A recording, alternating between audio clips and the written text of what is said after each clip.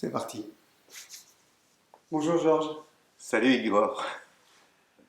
j'aimerais que tu te présentes. J'aimerais savoir qui tu es, en quelques mots. Voilà, en quelques mots, parce que sinon c'est une grande histoire, hein. Oui, non. Je ne vais pas remonter Non, au tout début. non, Donc je me prénomme Georges. oui. C'est le prénom que m'a donné mon père, qui s'appelait aussi Georges. Et je suis né dans une ville qui s'appelle Romans, sur Isère, dans la Drôme. Et j'y vis toujours, après avoir voyagé et être allé notamment dans la région de Genève. Je suis revenu à Romans. Et aujourd'hui, je suis retraitant, après avoir eu un parcours professionnel de communication, de relations humaines, de coach. Et qu'est-ce que tu veux savoir encore? Bien, j'aimerais savoir ce que tu fais là aujourd'hui, la fausse note. Qu'est-ce qui se passe? Pourquoi es-tu venu chercher des fausses notes? Alors Une fausse note. pour tout dire, c'est que j'ai rencontré un jour un type vraiment qui sortait de l'ordinaire. Il jouait du piano, imagine bien, au Forum de Terre du Ciel à Aix-les-Bains. Je vois bien, oui. Alors je me suis dit, ah, ce pianiste, il est vraiment étonnant. Moi qui adore le piano, parce que quand j'étais adolescent, j'ai appris à jouer tout seul du piano. Euh, Quand mes sœurs qui avaient fait le conservatoire étaient plus grandes et parties de la maison de ma mère, donc moi j'ai joué du piano. Donc ce piano, il est enregistré en moi, c'est mon ami. Et je rencontre donc Marc, je le vois, Et donc tu rencontres à Terre du Ciel Marc. oui, il y a déjà, je ne sais pas, peut-être une 15 ou 20 ans, où Et là j'ai tu... vu Marc qui jouait et qui parlait d'une manière extraordinaire, différente.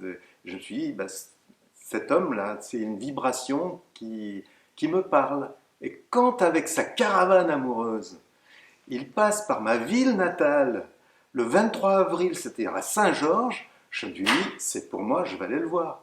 Et dans une petite salle publique, il y a la caravane des Joyeux de Riz, il y a les fameux bus aussi, où je les vois sortir. Et voilà, donc je peux le rencontrer, je sens la vibration. Il y a une femme qui est dans un fauteuil roulant, qui joue du piano, qui danse après.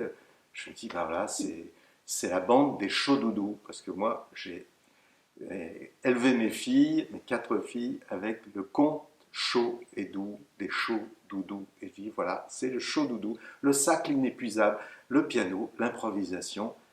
C'est une rencontre, elle est pour moi. Je, je lui parle, il me parle, et il me dit, bah, si ça te plaît, il y a le stage dans un mois, après il y a le Festi Piano aussi au mois de juillet, tu es les invités. Et donc j'y suis allé. Mais les fausses notes?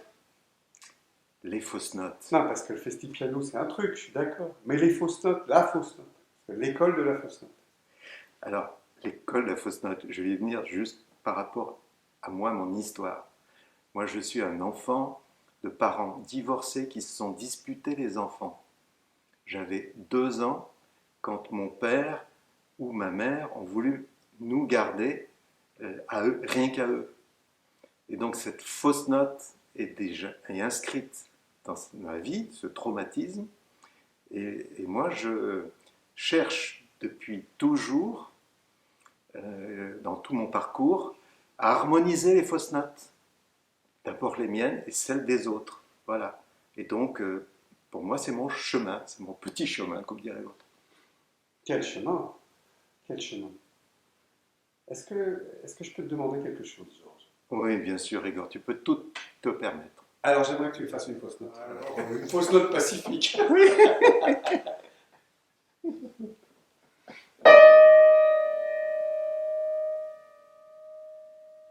Merci, Georges.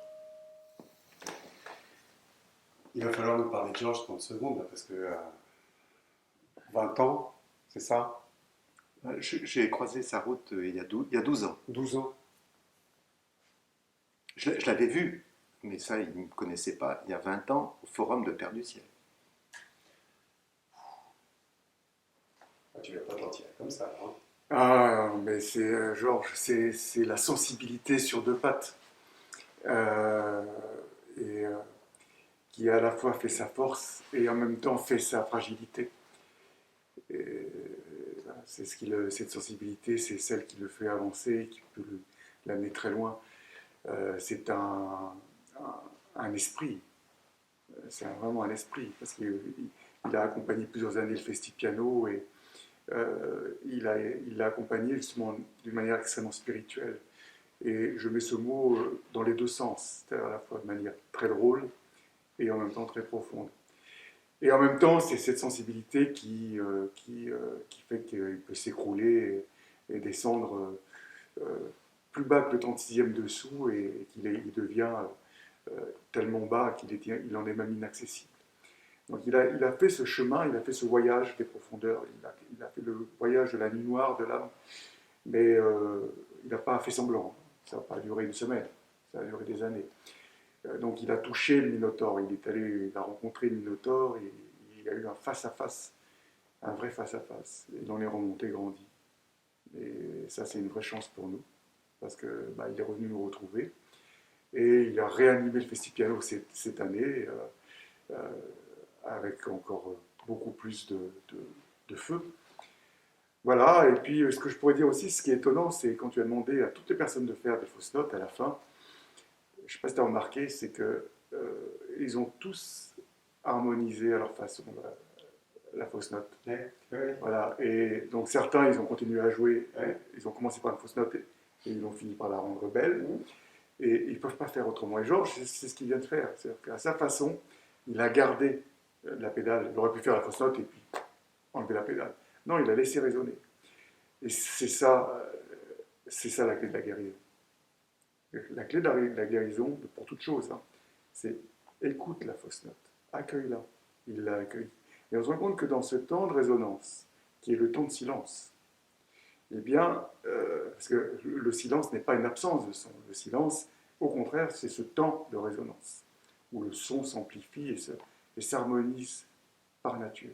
Parce que le son par nature porte l'harmonie en lui-même. C'est ce qui explique d'ailleurs les fins picardes dans les concerts d'orgue. Mmh. Souvent, ce sont des musiques en tonalité mineure, mais ça se termine, le morceau se termine dans une tonalité majeure. Pour la raison simple, c'est que dans la tonalité mineure ou dans la dissonance, il y a l'harmonie est présente, la quinte est présente. Donc, ce qui crée justement ces conflits. Et pour que ça finisse de manière magnifique, en apothéose, le mot d'ailleurs veut bien dire ce qu'il veut dire, hein, étymologiquement, on va terminer en tonalité majeure. C'est ce qu'on appelle la fin picarde. Et cette tonalité majeure va donner une sorte d'ampleur. Ben, c'est ce que vient de faire Georges ici.